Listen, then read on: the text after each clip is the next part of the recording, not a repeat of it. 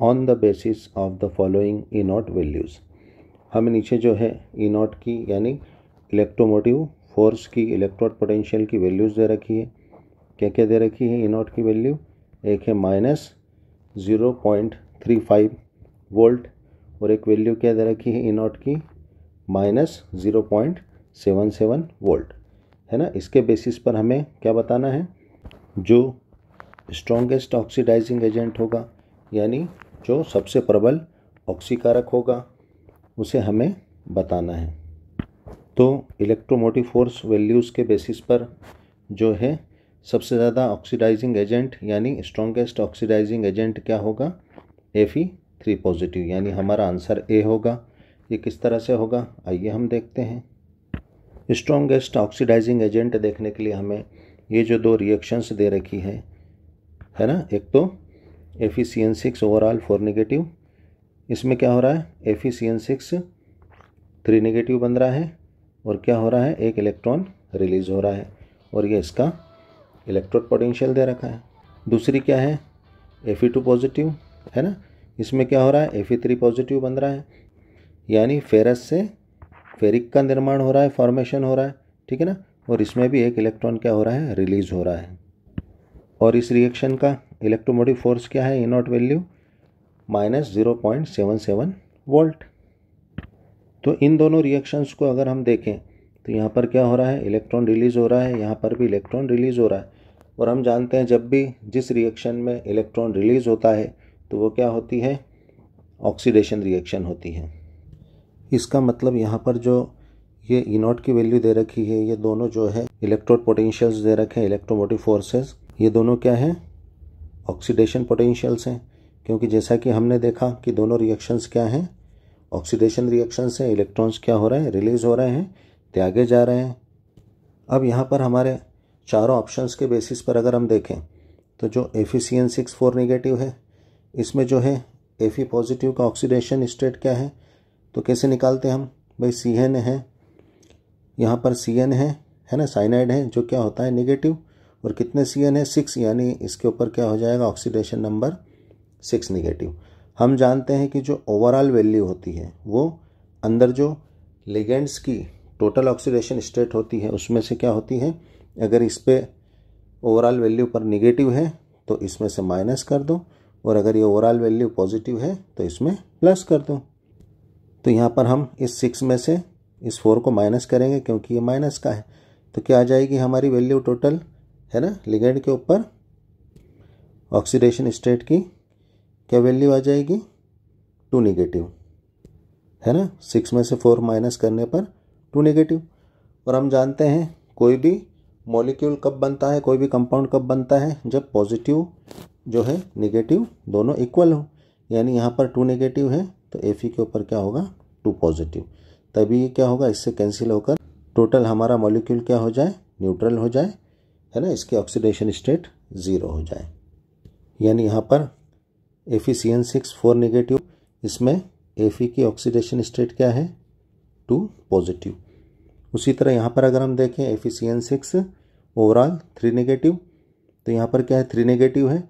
तो हम क्या करेंगे? साइनाइड का क्या है ऑक्सीडेशन स्टेट? हमने देखा -6। तो यहाँ पर 3 नेगेटिव में है तो 6 में से 3 माइनस करें तो क्या हो जाएगा? यहाँ पर साइनाइड के ऊपर ऑक्सीडेशन स्टेट -3। तो यहाँ पर जो है ये -3 हो गया।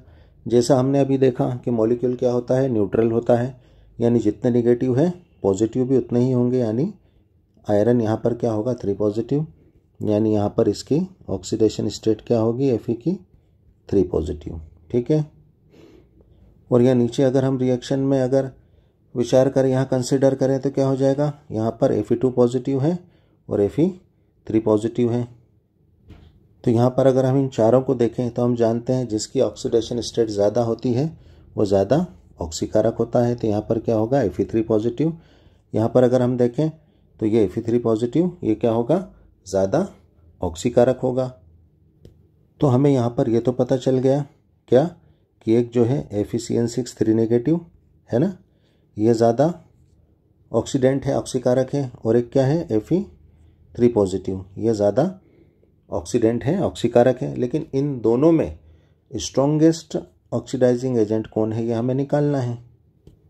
तो हम इतना तो जानते हैं कि जो जितना स्ट्रॉन्ग ऑक्सीडाइजिंग एजेंट होता है वो क्या करता है, उतनी आसानी से क्या होता है, रिड्यूस हो जाता है, यानी इलेक्ट्रॉन्स एक्सेप्ट करेगा। तो हमें यहाँ पर ये देखना पड़ेगा कि इन दोनों में Fe3 पॉजिटिव में और इस Fe3 पॉजिटिव में, है ना, यानी Fe6 3 नेगेटिव में कौन सबसे ज़्यादा जो है आसानी से रिड्यूस हो जाता है। तो हमें क्या करना पड़ेगा, इस ऑक्सीडेशन रिएक्शन को किस में चेंज करना पड़ेगा, रिडक्शन रिएक्शन में, यानी इलेक्ट्रॉन एक्सेप्ट करने वाली रिएक्शन में। तो हम इस रिएक्शन को क्या करेंगे, पलट देंगे। अब हमने इन दोनों ऑक्सीडेशन रिएक्शंस को किस में चेंज कर दिया है, रिडक्शन रिएक्शंस में चेंज कर दिया है। तो हमने इनको जो है रिडक्शन रिएक्शन में चेंज किया है, तो हमें क्या मिल गया है, यहाँ पर इनके रिडक्शन पोटेंशियल्स मिल गए हैं, जो कि अब क्या है, माइनस से क्या हो चुके हैं, प्लस में चेंज हो चुके हैं, क्योंकि हमने रिएक्शन को पलट दिया है ना, फ्लिप कर दिया है। अब हम इतना जानते हैं कि जिनके जो है रिडक्शन पोटेंशियल माइनस में ज़्यादा होते हैं, है ना, तो यहाँ पर क्या है, माइनस 0.35 वोल्ट और माइनस 0.77 वोल्ट में क्या है, माइनस 0.77 वोल्ट की वैल्यू माइनस में ज़्यादा है। तो हम जानते हैं कि जिनकी इनोट वैल्यू माइनस में ज़्यादा होती है वो क्या होते हैं, उतने अच्छे रिडक्टेंट होते हैं, अपचायक होते हैं, है ना, यानी वो रिएक्शन में इलेक्ट्रॉन्स बहुत आसानी से देते हैं। ठीक है, अब हमने इस वैल्यू को किस में चेंज कर दी है, पॉजिटिव में चेंज कर दी है। और हम जानते हैं कि जो इनोट वैल्यू होती है वो पॉजिटिव में जिसकी ज़्यादा होती है वो उतने आसानी से इलेक्ट्रॉन्स एक्सेप्ट करते हैं। ठीक है ना, यानी वो उतने अच्छे क्या होते हैं, ऑक्सीडेंट होते हैं, है ना, यानी ऑक्सीडेशन रिएक्शन बहुत अच्छे से होती है। तो इन दोनों रिएक्शंस की वैल्यूज़ में अगर हम देखें तो इनोट की वैल्यू जो है कहाँ पर, इस रिएक्शन के लिए Fe3 पॉजिटिव रिएक्शन के लिए क्या है, 0.77 वोल्ट है, पॉजिटिव में ज़्यादा है। ठीक है ना, यानी ये सबसे ज़्यादा अच्छा ऑक्सीडेंट होगा, ऑक्सीकारक होगा, है ना। और यहाँ पर अगर हम देखें तो E0 की वैल्यू क्या है, 0.35 वोल्ट है, यानी यहाँ पर हमारा जो Fe6 3 नेगेटिव है ये क्या होगा, Fe3 पॉजिटिव से जो है कम जो है ऑक्सीडाइजिंग एजेंट होगा, यानी यहाँ पर स्ट्रॉन्गेस्ट ऑक्सीडाइजिंग एजेंट क्या होगा, Fe3 पॉजिटिव होगा, यानी हमारा आंसर क्या होगा, ए होगा। Thanks for watching.